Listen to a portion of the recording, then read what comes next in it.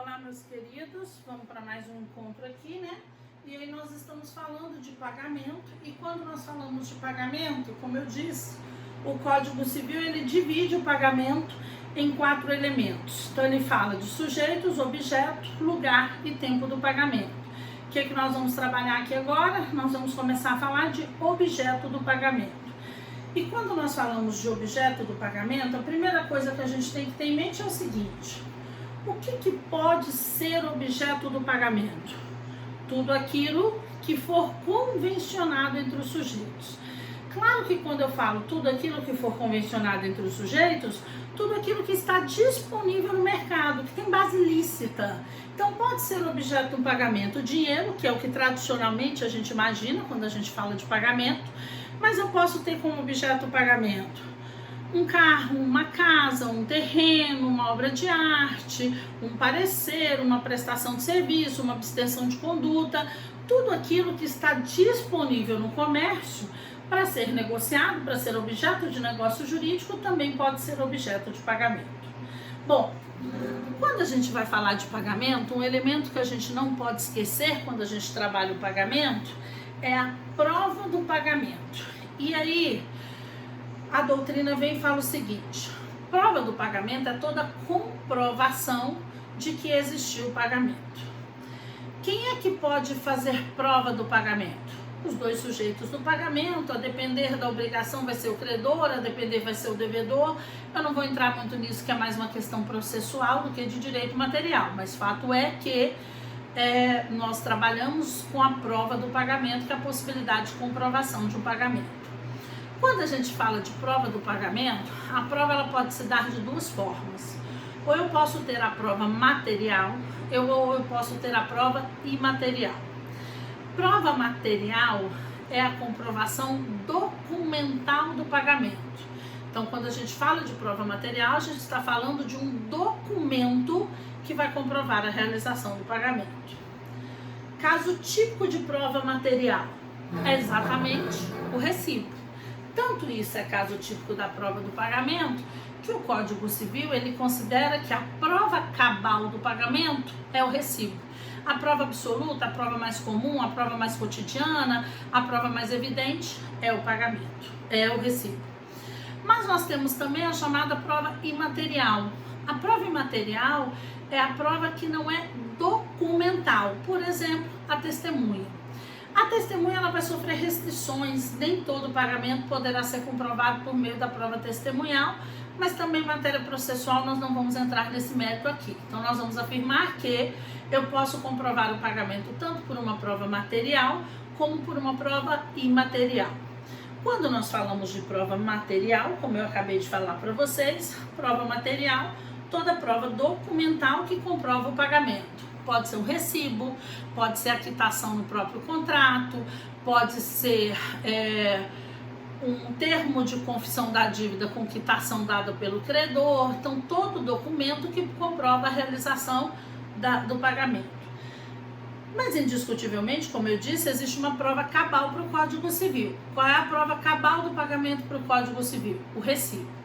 Por que o recibo é a prova cabal do pagamento? Porque ele traz um detalhamento de informações acerca do pagamento. E esse detalhamento está descrito lá no artigo 320, que são os requisitos do recibo. Olha o que ele diz para a gente.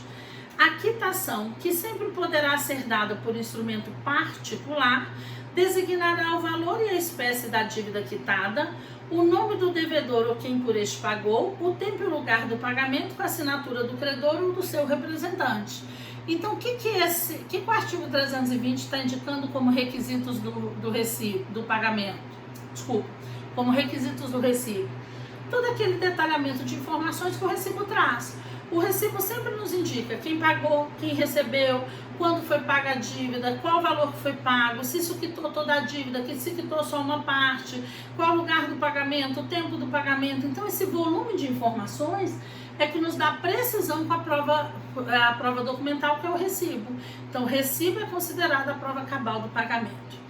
Mas se eu fizer um pagamento e não tiver recibo, ainda assim eu consigo quitar a dívida? Consigo, porque eu disse que existem outros meios de prova, como a prova testemunhal.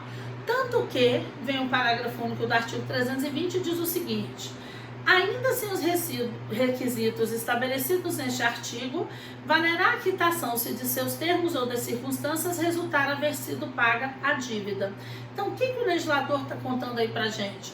Ainda sem os requisitos desse artigo, ou seja, ainda que você não tenha um recibo em mãos, você consegue comprovar o pagamento por meio de outras provas. Então, por exemplo, a dona Maria vendeu um cavalo para o senhor João, um animal de raça conhecido na cidade, já muito premiado, né? Teve muita mídia espontânea sobre o animal. Dona Maria entregou o cavalo para o senhor João no vencimento. Dona Maria não pegou recibo. Quer dizer que Dona Maria pagou mal. Para ela não ter que pagar de novo, ela vai ter que comprovar que, em proveito do credor, o pagamento reverteu, se ele não ratificar. Como é que ela comprova isso? É o que fala o parágrafo único. Ainda sem os requisitos, poderá o credor, né, fazer prova do pagamento. Então, por exemplo, prova testemunhal. A cidade inteira sabe que o cavalo pertencia a Dona Maria, a cidade inteira vê o cavalo com o senhor João. Pronto, ela comprova o pagamento. Então, recibo é a prova cabal, mas não é a única prova. A gente pode fazer uso de outros meios de prova para comprovação do pagamento. Mas quando nós estamos falando dessa comprovação de pagamento, nós chegamos nos chamados débitos literais, uma figura muito própria aqui no direito civil. O que são débitos literais? São aqueles representados por um título de crédito. Por isso a palavra débitos literais são representados na literalidade, a existência física do título. É o caso, por exemplo, vou usar os títulos mais comuns aqui pra gente, obrigações, é o caso do cheque ou da nota promissória. O que acontece com o pagamento de um título de crédito? Em particular, o cheque você pode depositar ou pode descontar, mas nada impede que você convencione de resgatar o título. Então você emite um cheque ou dá uma promissória e fala, ó, no dia tal eu virei aqui resgatar o título. Como é que você faz para resgatar o título? Você realiza o pagamento e o credor lhe devolve o título. Precisa emitir recibo em seu favor? Não. Por que os débitos literais têm essa particularidade? E aí entendam, qual é a particularidade? Eles geram quitação com a simples devolução do título. Basta devolver o título, eu estou com a dívida quitada. Por que basta a devolução do título? Porque os débitos literais, eles têm a particularidade que é a literalidade. Eu só posso cobrar se eu for portadora. São títulos ao portador. Se eu não estiver portando, eu não posso cobrar a dívida. Então, quando eu devolvo o título para o meu devedor, ele me pagou os R$1.000 da promissória, eu devolvi para ele, pronto. Eu não posso cobrar mais essa dívida. Ele tem quitação com a simples devolução do título, ele dispensa a existência de recibo. Bom, mas quando nós estamos tratando de objeto do pagamento, o Código Civil traz algumas particularidades, né, de previsão para gente, que vai lá do artigo 313 até o artigo 326. E aí vamos compreender quais são essas particularidades. Vamos lá para o artigo 313, já um antigo conhecido nosso, que diz o seguinte: o credor não é obrigado a receber prestação diversa da que lhe é devida, ainda que mais valiosa. O que quer dizer isso? Isso é aliud pro alio, né? Que nós estudamos lá nas obrigações de dar coisa certa. O credor, ele convenciona o objeto do pagamento, por exemplo, é uma quantia em dinheiro. O credor não é obrigado a receber outra coisa que não seja aquela quantia em dinheiro. Eu convencionei que eu vou entregar ao credor uma joia. O credor não é obrigado a receber outra joia ou outra coisa, ele é obrigado a receber somente aquela joia. Então, isso é o que o legislador está dizendo. O objeto do pagamento vincula o credor a receber só o que foi convencionado, nada distinto. Aí nós vamos lá para o artigo 314, que diz o seguinte: ainda que a obrigação tenha por objeto prestação divisível, não pode o credor ser obrigado a receber nem o devedor a pagar por partes, se assim não se ajustou. Isso aqui também já é um conhecido nosso. Nós trabalhamos lá nas obrigações alternativas o chamado princípio da indivisibilidade do objeto, que nada tem a ver com as obrigações indivisíveis. O que preceitua o princípio da indivisibilidade do objeto? Que toda vez que você for pagar uma dívida, você vai pagá-la na totalidade. Então, por exemplo, se eu devo ao credor R$5.000, hoje, data de vencimento, eu vou entregar os R$5.000. Eu não posso chegar hoje para o credor e falar, olha, eu vou fazer 5 pagamentos de R$1.000. Por quê? Porque ele não se obriga a receber por partes se assim ele não convencionou. Se ele tivesse feito o parcelamento, ele seria obrigado a receber as 5 parcelas de R$1.000. Mas como ele não convencionou comigo, ele não é obrigado a receber receber dessa forma, ele só se obriga a receber na totalidade. Qual a finalidade da lei? Garantir o fim a que se destina o objeto do pagamento ao credor. É indiscutível que o que ele vai fazer com 5 mil reais, provavelmente ele não conseguirá fazer com 5 parcelas de R$1.000. Então, assim, se ele optou por parcelar, ótima opção dele. Então, ele é obrigado a receber parcelado. Mas se ele não optou se não foi convencionado o pagamento por partes, entregar por partes é comprometer o fim a que se destina o objeto desse pagamento ao credor. Ele não é obrigado a receber dessa maneira, ok? Aí vem o artigo 315 e fala o seguinte pra gente. As dívidas em dinheiro deverão ser pagas no vencimento, em moeda corrente e pelo valor nominal, salvo disposto nos artigos subsequentes. E aí nós vamos conjugar esse artigo 315 com o artigo 318. Olha o que ele fala. São nulas as convenções de pagamento em ouro ou em moeda estrangeira, bem como para compensar a diferença entre o valor dessa e o da moeda nacional, excetuados os casos previstos na legislação especial. Então vamos entender isso aí. O que o legislador quer dizer pra gente? Ele vem e estabelece uma regra. Qual é a regra? Você só faz pagamento no território nacional com a moeda corrente pelo valor nominal dela. Essa é a regra. Qual é a intenção do legislador? A intenção dele é valorizar a circulação da moeda externa, estabilizar a economia do país. Então você só faz pagamento no território nacional com a moeda corrente pelo valor nominal. Exceção a isso, aí vem o artigo 318. Você tanto tem que exceção não, desculpa, reforçando isso, o artigo 318 fala, você tanto tem que fazer pagamento em moeda corrente pelo valor nominal, que se você realizar o pagamento em moeda estrangeira ou em ouro, essa convenção, olhem que ele fala convenção, não fala o pagamento, essa convenção é nula. Quer dizer, o Código Civil tem um rigor tão grande que ele quer dizer o seguinte: se você optar em pagar com moeda estrangeira, a opção, o acordo vai ser nulo de pleno direito. Por quê? Porque a lei diz que você tem que pagar em moeda corrente pelo valor nominal. Existem exceções a essa regra? Existem. Por exemplo, pagamentos de importação e exportação, que a legislação própria prevê, né, o cabimento do pagamento em moeda estrangeira. Ele vai admitir um pagamento em euro, em dólar, porque tem previsão na legislação. Se não existir previsão na legislação, você só paga dentro do território nacional em moeda nacional pelo valor nominal. Você não vai pagar jamais em moeda estrangeira ou em ouro, ok? Bom, aí nós vamos lá para o artigo 316 e o artigo fala o seguinte: é lícito convencionar um aumento progressivo de prestações sucessivas. Aqui pra gente tá muito simples, né? O que o legislador tá dizendo? Olha, é plenamente cabível, é lícito, quando você tem uma dívida repartida em parcelas, você convencionar um aumento progressivo delas. O que é isso? Juros. É o Código Civil trazendo o cabimento dos juros no negócio jurídico.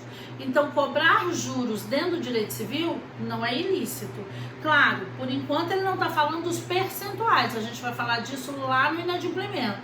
Ele está dizendo, por enquanto, que é possível, é lícito, é cabível a cobrança você instituir em prestações sucessivas a cobrança de juros.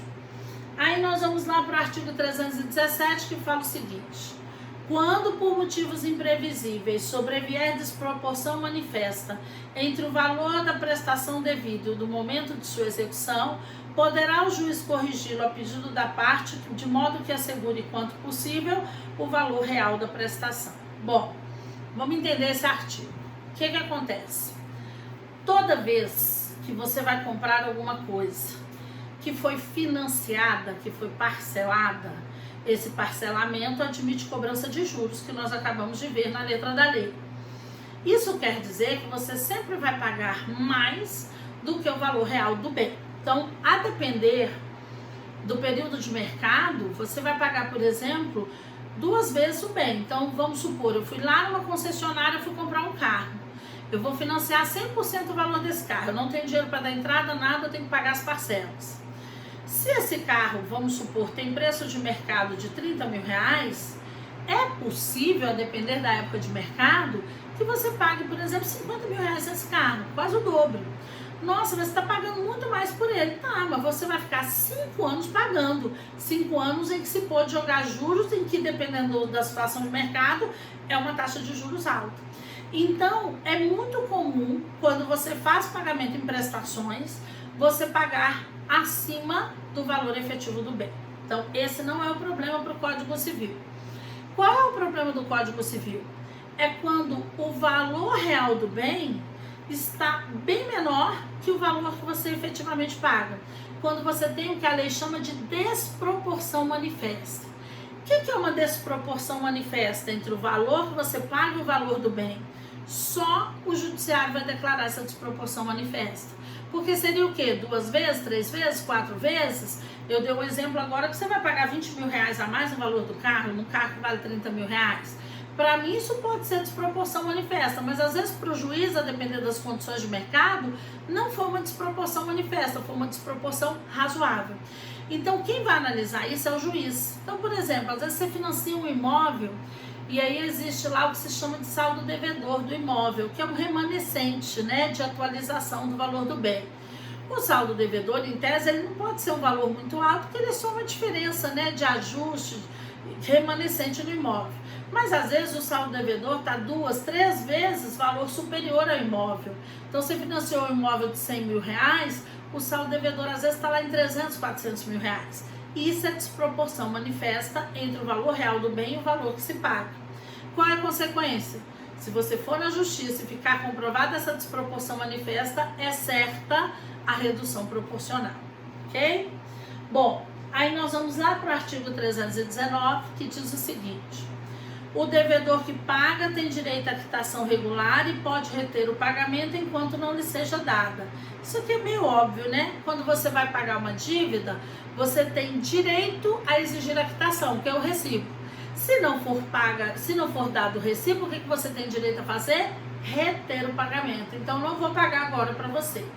Nós vamos ver depois na consignação que você pode reter o pagamento, mas reter o pagamento não quer dizer ficar na inércia, você vai ter que correr atrás. Mas até então você também não é obrigado a pagar sem a devida segurança jurídica, que seria o recibo. Bom, aí o 320 a gente pula, nós vamos lá para o 321, que diz o seguinte: nos débitos cuja quitação consista na devolução do título, perdido este, poderá o devedor exigir, retendo o pagamento, declaração do credor que inutilize o título desaparecido. Então vamos entender isso. O legislador está falando nos débitos cuja devolução, nos débitos que consista na devolução do título. Qual é o débito que consiste na devolução do título? Que nós acabamos de falar, os débitos literais. Isso quer dizer o quê? Se, por exemplo, eu emiti para o meu credor, o João, um cheque. Falei para o João o seguinte: João, você não vai depositar esse cheque, porque eu vou resgatar esse cheque na data de vencimento. Nesse ínterim, né, entre o acordo feito e o vencimento da dívida, o João, meu credor, perdeu o título, ele foi extraviado. Qual é o problema do título ser perdido? É que alguém pode encontrar. E se alguém encontrar, ele é um título ao portador. Esse alguém pode exigir. O Código Civil pensou nisso e falou: não seria muito correto a Ana, que é a devedora desse cheque, ter que pagar às vezes para uma pessoa que ela nunca viu na vida, porque está portando o título, e deixar de pagar para o João, que é o legítimo credor dela. Aí ele veio, instituiu a previsão do 321. Ele falou: então, nesse caso, nos débitos literais, olha o que ele fala: poderá o devedor exigir, retendo o pagamento, declaração do credor que inutilize o título desaparecido. Eu posso falar: então, João, vamos fazer o seguinte, para eu pagar para você, me dê uma declaração de que você perdeu o título e aí eu vou lhe pagar. É uma declaração de próprio punho.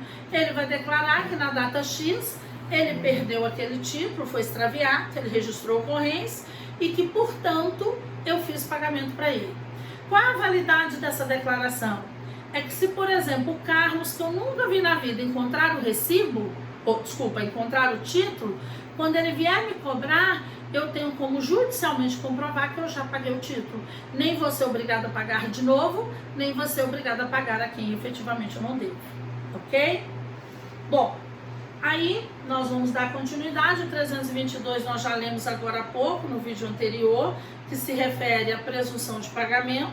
E aí, vamos lá para o artigo 323, que fala o seguinte: sendo a quitação do capital sem reservas dos juros, estes presumem-se pagos. É uma outra presunção do pagamento, mas aí vamos compreender isso aí melhor. O que acontece? Só beber uma aguinha aqui, gente. Bom, o que acontece? Nós iremos estudar, dentro das formas de extinção das obrigações, a chamada imputação do pagamento. Imputar o pagamento é escolher, dentre as várias dívidas, a que primeiro será paga. É um instituto que nós vamos ver que é favorável ao devedor, né? Facilita o pagamento ao devedor. E quando se facilita o pagamento ao devedor, todo mundo lucra, inclusive o credor, porque ele consegue receber. Dentre as diversas normas de imputação e pagamento, tem uma que se refere à dívida que é repartida em juros e em capital. E aí vamos usar esse exemplo. Vamos dizer que eu, Ana, tenha lá um cheque especial, por exemplo, no valor de R$6.000. Esse é o meu limite de cheque especial. Numa determinada ocasião, eu fui lá, usei o cheque especial. Então, esse é o capital que eu devo hoje ao banco. Mas aí eu não consegui ainda pagar o cheque especial. Quer dizer que eu vou pagar juros sobre o cheque especial. Bom, vamos dizer que hoje os juros somem R$1.000. Então eu devo ao todo ao banco R$7.000. Se eu depositar R$7.000, tá tudo ok. Mas vamos dizer que hoje eu não tenho R$7.000. Qual é o valor que eu tenho em mãos? Eu tenho em mãos R$1.000. O que o legislador observa? Com R$1.000 eu posso ou quitar os juros ou abater R$1.000 nos 6.000. A questão é, o que seria mais favorável ao devedor? Amortizar esse capital. Por quê? Porque juros são um percentual cobrado sobre este capital. Se eu diminuo o capital, o percentual de juros é o mesmo, mas o valor vai ser diminuído na cobrança de juros. Então, para mim, devedor, é mais viável pagar R$1.000 nos 6.000 de capital. Só que o Código Civil vira e fala assim, não, veja bem, toda vez que a dívida for repartida em capital e juros, paga-se primeiro os juros, só depois o capital. Isso está lá no artigo 354 do Código. Isso quer dizer que se eu depositar R$1.000 no banco, o que o banco vai fazer? Quitar os juros e eu continuo devendo o capital, que é a previsão da lei. Paga-se primeiro os juros, só depois o capital. Aí vem o artigo 323 e fala, sendo a quitação do capital sem reserva dos juros, estes presumem-se pagos. Vamos dizer que eu tenha hoje do meu credor um recibo de quitação dizendo que eu paguei esses R$6.000, mas não falou nada sobre os juros. Qual é a presunção que a gente é levado a crer? Ué, se você pagou o capital, e se a lei diz que você paga primeiro os juros e só depois o capital, qual a presunção? Se eu tenho quitação do capital, presume-se que eu paguei os juros. Mais uma presunção de pagamento que o Código Civil traz pra gente, ok? Aí vamos lá para o artigo 324, que diz o seguinte: a entrega do título ao devedor firma a presunção do pagamento. Parágrafo único. Ficará sem efeito a quitação assim operada se o credor provar em 60 dias a falta do pagamento. Então vamos visualizar isso. O que o legislador quer dizer com isso pra gente? Quando ele diz a entrega do título ao devedor firma a presunção do pagamento, o que acontece? Vamos pensar nos débitos literais. Eu, Ana, emiti em favor do João um cheque no valor de R$1.000. Hoje, data convencionada para o pagamento deste cheque, eu, Ana, estou portando o cheque. Qual é a presunção que se tem aqui? De que eu, Ana, paguei o cheque, paguei o valor do cheque. Por quê? Porque isso é um débito literal. E o que nós vimos? Nos débitos literais, o pagamento se dá, a quitação se dá com a devolução do título. Então, se eu, Ana, hoje estou portando o título, presume-se que eu paguei. Mas isso é uma presunção de pagamento. E as presunções de pagamento são todas iuris tanto, são relativas. O que o legislador pensa? É possível que a Ana esteja portando o título que ela emitiu e nem por isso ela tenha feito pagamento. Então eu posso estar diante de uma presunção de pagamento.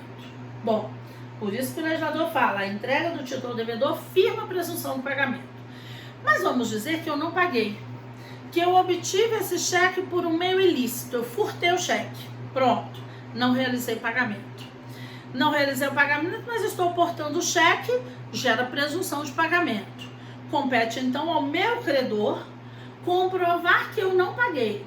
Se ele comprovar que esse cheque foi furtado da casa dele, ainda que eu não tenha cometido furto, ele consegue comprovar que eu não paguei. Sem o cheque em mãos, meu credor não pode cobrar a dívida. Mas aí, como ele comprova que eu não paguei, ele vai poder exigir a dívida. Só que o legislador vem falando no parágrafo único, ficará sem quitação, ou seja, a extinção da dívida por eu portar o cheque fica sem efeito. Ficará sem efeito a quitação se operada se o credor provar em 60 dias a falta do pagamento.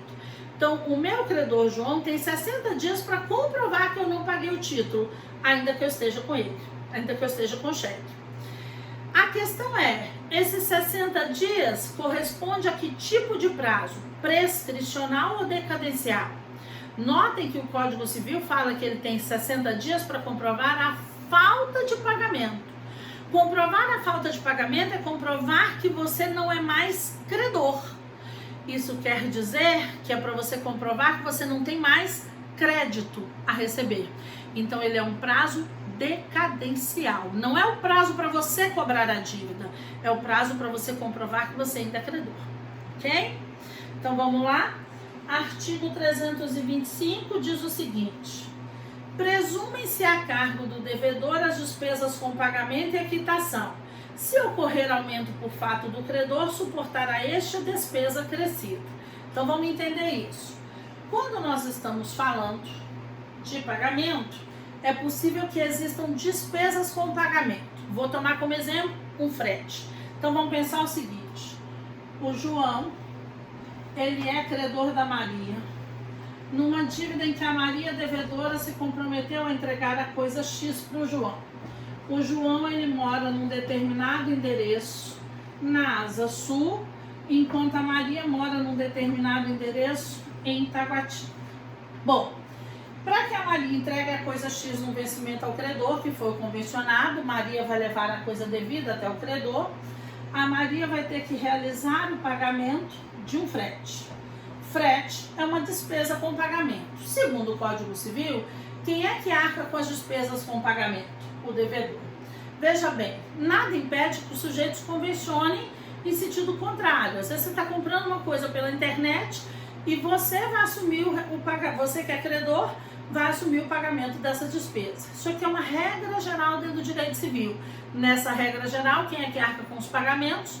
O devedor. Maria, então, vai ter que pagar um frete. Frete esse que corresponde ao valor Y. Pronto. Mas aí, antes do vencimento da obrigação, o João acabou se mudando, por exemplo, para um endereço em Sobradinho.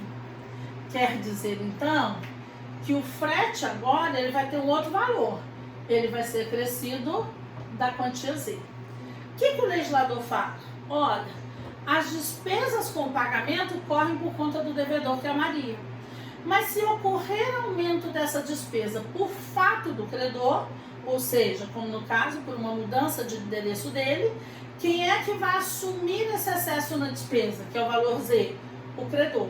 Então, ainda que a Maria pague o Y mais Z, ela tem direito a ser ressarcida nessa diferença de valor, que é o Z. Ok? Bom, aí nós vamos lá para o artigo 326, que fala o seguinte: se o pagamento se houver de fazer por medida ou peso, entender-se-á no silêncio das partes que aceitaram os do lugar da execução. Então vamos entender isso. É possível, por vezes, que o pagamento seja feito com base em parâmetros, que é o que o Código Civil denomina de medida ou peso. Então, por exemplo, quando você vai falar de compra de gado, o pagamento da contraprestação vai ser feito conforme o valor da arroba, que é um peso, né? Da mesma forma, você vai comprar uma terra, o pagamento vai ser feito conforme os alqueires, o valor do metro quadrado, que é uma medida. Então, é possível que o pagamento tenha por base esses parâmetros, o peso ou a medida. A grande questão é que o peso ou a medida, ele varia dentro do território nacional. Então, vamos pensar aqui no âmbito do Distrito Federal. O metro quadrado, por exemplo, no Lago Sul, é diferente do valor do metro quadrado, por exemplo, de Itaguatinga. Então, a depender da localidade, o peso ou a medida, eles vão sofrer alteração. Claro, com a visão do Código Civil, esse peso ou a medida, esses parâmetros, eles já vêm ajustados no contrato, e é o comum. Qual é a única preocupação do legislador? Que ele não vem ajustado no contrato. Então, por exemplo, vamos dizer que o João adquiriu da Maria 100 cabeças de gado. E o João vai ter que pagar a contraprestação, o valor equivalente a essas 100 cabeças de gado. O nosso João mora, por exemplo, num determinado endereço no interior de São Paulo. A Maria mora num determinado endereço no interior de Minas Gerais. A arroba de Minas Gerais é diferente do valor da arroba lá de São Paulo, do interior de São Paulo. O que o Código presume? Que esta arroba já veio ajustado no contrato. Por exemplo, vai ser utilizada a arroba do Estado de São Paulo, vamos supor. Se isso já vier ajustado, está tudo resolvido. Qual a preocupação do legislador? Que isso não esteja ajustado no contrato. Se não estiver ajustado no contrato, o legislador se antecipa para evitar o conflito. E ele fala, não, então vai ser utilizado o peso ou a medida do lugar da execução. O que seria esse lugar da execução? O lugar de cumprimento da obrigação. Então, onde for cumprida a obrigação, vai ser o local onde será utilizada a arroba ou a medida, ou peso. Então, se tiver conflito, qual é a arroba que a Maria tem direito a exigir do João? No lugar da execução. Bom, isso aqui nos permite identificar as disposições do Código acerca do objeto do pagamento. Mas aí nós vamos para o terceiro elemento do pagamento e nós vamos falar do lugar do pagamento. E quando nós estamos falando de lugar do pagamento, o Código Civil, ele estabelece para a gente uma regra. E aí vamos entender isso. Quanto ao lugar do pagamento, nós vamos classificar o pagamento ou a obrigação de duas maneiras. Ou ela será, deixa eu só anotar aqui a regra, ou ela será querável, também chamada de quesível, ou a obrigação ou pagamento será chamado de portável, também denominada portável. E aí vamos entender isso. O que acontece? Eu tenho aqui uma regra e uma exceção. Qual é a regra? Que o pagamento seja sempre querável ou quesível. O que quer dizer pagamento querável ou quesível? Isso vem lá da doutrina francesa e quer dizer o seguinte, que o pagamento ele vai ser feito no domicílio do devedor. Então, isso é uma regra. Sempre que existir silêncio do contrato, nós vamos afirmar seguramente que o pagamento é querável ou quesível. Por quê? Porque ele será feito no domicílio do devedor. O que quer dizer esse querável? Quer dizer que o sujeito tem que vir onde a coisa se encontra. Com quem é que está o objeto do pagamento? Com o devedor. Por isso que ela será paga no lugar no domicílio do devedor, que é o local onde se encontra a coisa. Mas nada impede que a obrigação seja portável ou portável, que o pagamento seja portável ou portável. O que quer dizer isso? Que a coisa tem que ser portada, levada, conduzida até o seu titular. Quem é o titular? O credor. Então, toda vez que o pagamento for portável ou portável, quer dizer que o lugar do pagamento será o domicílio do credor. Isso tem que vir estabelecido no contrato, porque se não vier, nós cairemos na regra que é o querável.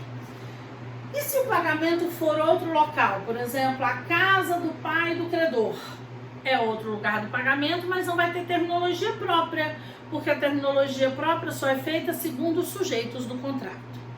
Bom, como eu tenho dois sujeitos, eu tenho duas regras gerais. Geral, só operável, com a exceção do portável. Mas aí, pensando nisso, vem o Código Civil, lá no artigo 327, e ele fala o seguinte pra gente: efetuar-se-á o pagamento no domicílio do devedor. Olha aí, efetuar-se-á o pagamento no domicílio do devedor. Ele está trazendo como regra. Como regra, o pagamento é querável. Salvo se as partes convencionarem diversamente, salvo se elas elegerem outro local, ou salvo se elas elegerem o domicílio do credor. Ou se o contrário resultar da lei, da natureza da obrigação ou das circunstâncias. Então vamos entender isso. Ele está dizendo, olha, o pagamento vai ser feito no domicílio do devedor, a não ser que se convencione que seja feito no domicílio do credor, salvo se a lei estipular o lugar do pagamento. É muito incomum o legislador aqui no nosso ramo determinar o lugar do pagamento numa obrigação. Por quê? Porque é um elemento do contrato. O contrato ele surge de autonomia de vontades. Dificilmente o legislador vai intervir no nosso ramo. Mas existe uma situação disposta no Código Civil onde ele estabelece o lugar do pagamento, que é exatamente a previsão do artigo 328. Então vamos parar um minutinho 327, vamos lá para 328, olha o que ele diz. Se o pagamento consistir na tradição de um imóvel ou em prestações relativas a imóvel, far-se-á no lugar onde situado o bem. Aqui é meio óbvio, né?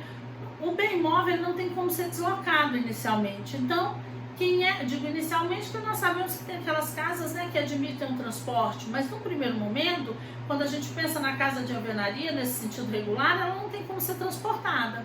Então, qual é a consequência? Quando você fala de bem imóvel, de que maneira você vai entregar o bem imóvel ao sujeito?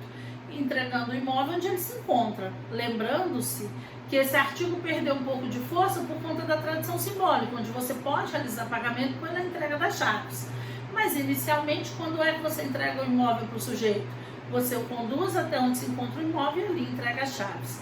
Esse é o raciocínio do legislador, ok? Voltando para o artigo 327. Então, o artigo 327 falou que o pagamento vai ser como regra no domicílio do devedor, que é o querável, nada impedindo que se convencione contrariamente, que é o portável, mas pode ser determinado pela lei. Aí ele continua no artigo e fala o seguinte: os resultados da lei, da natureza da obrigação ou das circunstâncias. Então, ele está dizendo que a natureza ou as circunstâncias podem determinar o lugar do pagamento. O que seria natureza ou circunstâncias? O código coloca a partícula ou, indicando que natureza é uma situação diferente de circunstâncias. A doutrina, no entanto, não cria essa distinção e fala, não, o código quis dizer natureza e circunstâncias, que são situações diversas que determinam o lugar do pagamento. Então, por exemplo, um artista foi contratado para fazer um carnaval fora de época em Brasília. O que vai determinar o lugar do pagamento aí? A gente não estará na regra geral, que é o domicílio do devedor. O lugar do pagamento aí vai ser estipulado pela circunstância da obrigação. Carnaval fora de época em Brasília. Então pronto, esse vai determinar o lugar do pagamento, ok? Bom, aí vem o parágrafo único e fala o seguinte: designados 2 ou mais lugares, cabe ao credor escolher entre eles. Queria que vocês ficassem atentos, porque tudo que nós vimos de pagamento tudo que nós vimos de obrigação até hoje, que existe um ato de escolha, a escolha sempre será feita pelo devedor. Foi assim nas obrigações de dar coisa certa, foi assim nas obrigações alternativas. Aí, de repente, o Código Civil vem e fala, não, mas na parte do pagamento, o pagamento vai ser feito, se existir ato de escolha, quem vai escolher vai ser o credor. Então, é uma exceção ao raciocínio comum do legislador. Ué, mas por que seria essa exceção? Porque o legislador entende o seguinte: o credor é quem é o titular, né, da coisa a ser recebida. Então, nada mais justo do que ele estipular o lugar do pagamento. Então, por exemplo, existe lá uma confecção. Dona Maria trabalha para essa confecção. A confecção falou assim: Dona Maria, nós gostaríamos de contratar a senhora para uma prestação de serviço. Gostaríamos que a senhora fizesse X peças do jeans tal para a gente. Dona Maria, beleza. Onde é que será o lugar do pagamento? Onde é que será feita a entrega desses jeans? Aí eles vão definir. Pode ser na casa da Dona Maria, onde ela tem todo o maquinário necessário para costurar essas peças, ou pode ser na confecção, que tem também o maquinário. Quer dizer que tem mais de um lugar próprio para a realização do pagamento. Toda vez que isso acontecer, quem é que vai escolher? Vai ser sempre o credor. Então o credor vai falar: não, Dona Maria, a senhora pode costurar na sua casa e nos trazer aqui. Ou, Dona Maria, eu faço questão que a senhora confeccione aqui no ateliê. Então, quem vai decidir a forma de cumprimento é o credor, tá?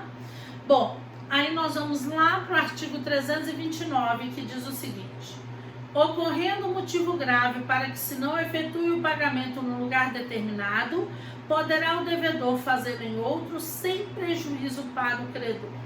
Bom, nessa parte do Código Civil é extremamente importante a gente observar essa ressalva que ele fala: sem prejuízo para o credor. Mas aí vamos entender o artigo. Ele está dizendo: olha, ocorrendo motivo grave, o devedor pode realizar o pagamento em local distinto ao que foi convencionado no contrato, mas desde que não gere prejuízo para o credor. Que local distinto é esse? Qualquer lugar. Mas a questão é, a primeira coisa que o legislador fala é ocorrendo motivo grave. E aí vamos entender isso. Motivo grave é tudo aquilo que põe em risco a vida do sujeito ao realizar o pagamento. Então ele está dizendo o seguinte: se existir risco de vida ou de morte, né, que seria o mais adequado na linguagem, você não vai pagar no lugar convencionado, você vai pagar em outro local. Então, por exemplo, o João deve a Maria a coisa X. Para ele cumprir a obrigação, estabelecer os sujeitos que o João terá que levar até a casa da Maria o objeto do pagamento. Quer dizer que é uma obrigação portável ou portável. O devedor porta a coisa até o credor, até o domicílio do credor. Mas vamos dizer que em razão de um período intenso de chuvas, houve um desabamento lá na área onde a Maria mora e, portanto, não tem como o João subir até a casa da Maria. Porque subir lá, incorrer na possibilidade de novos desabamentos, então ele estaria colocando a vida dele em risco. Quer dizer que ele tem motivo grave para que ele não realize o pagamento na casa da Maria. Qual é a consequência? Ele vai pagar, segundo a lei, em outro local. Vamos dizer que o João conhece os pais da Maria. Então ele poderia deixar a coisa X na casa dos pais da Maria. É outro local. A questão é que a lei fala sem prejuízo para o credor. Como é que eu vou saber que a casa dos pais da Maria não geraria prejuízo para ela? Eu vou ter que perguntar. Então o que o legislador está nos contando nesse artigo? Você pode pagar em outro local, mas desde que não haja prejuízo para o credor, ou seja, desde que vocês convencionem por um outro lugar. Se convencionaram, ele deixa lá, maravilha. Se não existir acordo, o João tem a possibilidade do pagamento em consignação, tá? Bom, aí nós vamos lá para o artigo 330, que fala o seguinte: o pagamento reiteradamente feito em outro local faz presumir renúncia do credor relativamente ao previsto no contrato. Então vamos entender isso. O que é que o legislador está nos dizendo aqui? Espera um minutinho, só beber uma aguinha aqui. O legislador está contando o seguinte: olha, vamos dizer, vou colocar um caso aqui para a gente visualizar isso. Vamos dizer que eu tenho aqui a seguinte situação: o João, ele é credor da Maria num contrato em que a Maria, vamos dizer, um contrato de locação de um imóvel, onde a Maria tem que pagar aluguel segundo estabelecido no contrato, no domicílio do credor. Então, todo dia 1º de cada mês, Maria vai lá no domicílio do credor e realiza pagamento. Quer dizer, então, que essa obrigação é uma obrigação portável. Ela tem que portar, sei lá, os R$1.000 de aluguel até o domicílio do credor, que é até a casa do João. Vamos dizer que este contrato de locação tenha vigência num período anterior ao que nós estamos. Então, vou pegar um mês aleatório aqui. Vamos dizer que o primeiro mês de aluguel que a Maria teve que pagar para o senhor João foi o mês de agosto. Então, mês de agosto, Dona Maria pegou os R$1.000, foi lá e levou até a casa do senhor João. Então, estabelecido conforme previsto no contrato. Mas aí, mês seguinte, mês de setembro, da mesma forma, Dona Maria pagou na casa do senhor João. Só que no mês de outubro, Dona Maria foi acometida por um problema de saúde e, em razão disso, está com dificuldade de deslocamento. Entrou em contato com o senhor João, falou assim: senhor João, excepcionalmente nesse mês, o senhor se incomoda de vir receber aqui em casa o pagamento? O senhor João falou: não, Dona Maria, não tem problema. Então, no mês de outubro, o pagamento foi feito no domicílio do devedor. No mês de novembro, como é que deveria ser feito o pagamento? Volta-se para o domicílio do credor. Mas aí, para surpresa da Dona Maria, também comodidade dela, ela achou ótimo. O senhor João, sem falar nada, compareceu ao domicílio dela. Falou: Dona Maria, eu estava passando aqui, resolvi vir ver se a senhora já tem o objeto do pagamento. Dona Maria falou: tenho, acho ótimo. Então, nesse mês de novembro, o pagamento foi feito no domicílio do devedor. Situação que se repetiu no mês de dezembro, e eu vou considerar também no mês de janeiro. Então, observe, 4 meses seguidos, o pagamento foi realizado no domicílio do credor. Aí vem o mês de fevereiro. Mês de fevereiro, Dona Maria está lá aguardando que o senhor João venha receber o pagamento. Ele não veio. Bom, qual a primeira coisa que a gente observa? Existiu razão para Dona Maria achar que ele viria? Existiu. Porque existiu aqui, ó, um pagamento reiterado, um pagamento repetido no domicílio dela de devedor. Esse pagamento reiterado gera presunção na Dona Maria de que o senhor João renunciou à prerrogativa dele no contrato, que era receber na casa dele. É só uma presunção, e como toda presunção, relativa. Isso quer dizer que no dia seguinte a Dona Maria entrou em contato com o senhor João. Ué, senhor João, fiquei esperando aqui o senhor vir receber, o senhor não veio? Aí o senhor João vira e fala: não, Dona Maria, deixa eu te falar uma coisa. Eu não tenho que lhe pagar, não. Estabelecemos que o lugar do pagamento é o meu domicílio. Dona Maria então viu que ele não renunciou ao que está no contrato. Mas a Dona Maria vai recair em mora numa situação em que ela presumiu, ou seja, ela estava de boa fé, presumiu que ela não recairia em mora. Qual é a consequência? Dona Maria pode ir lá na justiça. Se lá na justiça ficar considerado o pagamento reiterado, quantas vezes seria reiterado? 2, 3, 4? O juiz é que vai analisar dentro da proporção do contrato. Se o juiz entender que essa situação levaria a Dona Maria, como qualquer outra pessoa, crer que o senhor João viria receber no domicílio dela, ele vai falar: então, Dona Maria, neste mês, apesar da dívida estar em atraso, a senhora vai pagar sem as sanções da mora. Ou seja, ela não vai pagar juros, não vai pagar multa. Mas fique a senhora sabendo que a partir do mês de março, a situação se regularizou. Ela volta a estar estabelecida como no contrato. Ou seja, a senhora vai pagar no domicílio do credor. Ok? Bom, essas são as disposições que o Código Civil traz pra gente acerca do lugar do pagamento. E aí nós temos o último elemento do pagamento a tratar, que é exatamente o tempo do pagamento. Mas aí nós vamos dar uma paradinha aqui e a gente volta a falar de tempo do pagamento, tá bom? Muito obrigada, beijo grande a todos vocês.